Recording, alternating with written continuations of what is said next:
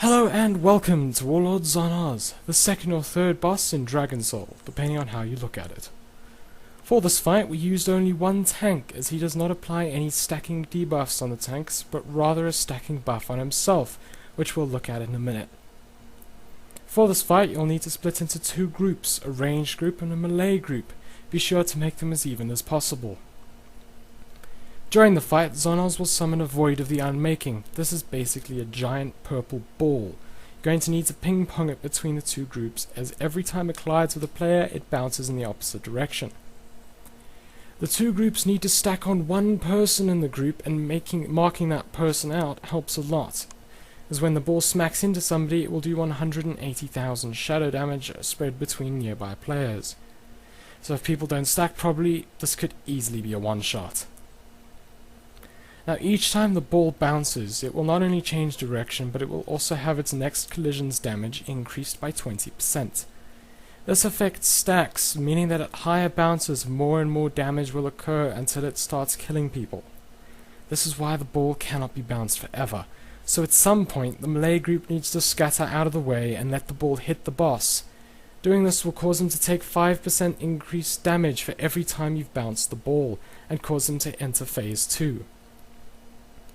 In phase 2, everyone needs to stack up behind the boss for some heavy AoE healing, as there will be high raid damage in this phase. Now is the time to pop cooldowns. With the extra damage he'll be taking, this is also the best time for DPS to be using their cooldowns as well. Phase 2 is more healing intensive, so you're going to be wanting to leave it as long as possible. However, you can't leave it forever, as not only will that ball be doing more and more damage, but the boss will be getting a stacking damage buff, which resets when he gets hit by the ball. We found bouncing the ball 5 times and letting it hit the boss on the 6th time to be ideal. However, it really is specific to what works for your group. Bear in mind that if you avoid the ball and it reaches the outer edges of the room, you wipe. Nobody except for the tank should be standing in front of Zon'ozz, as he will be life draining for 10 times the amount of damage he does in a frontal cone. The only time he should be facing the raid is when a ball is about to spawn, in which case he needs to be facing the ranged pile, as it always spawns there. Once it's spawned, he needs to be turned around again.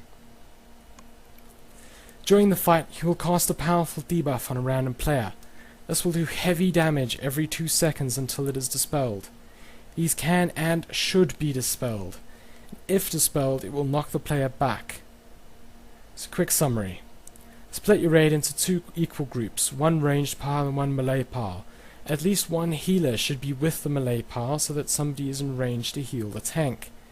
Be sure to have the 2 piles as far apart as possible, with ranged DPS and healers at the very edge of their range.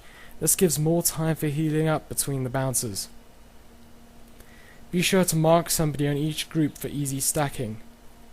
Nobody except the tank should be standing in front of the boss, with rare exceptions such as the spawning of the ball, and once the ball is spawned the tank needs to turn him again. If the ball is going to miss Zon'ozz, he will need to be kited into its path. In phase 2, everyone stacks behind the boss and uses heavy healing cooldowns. Don't ever let the ball reach the walls of the room. After that, it's just rinse and repeat and you'll have him down. Please feel free to click the subscribe button on the video. I hope you enjoyed and I wish you the best of luck with your kill.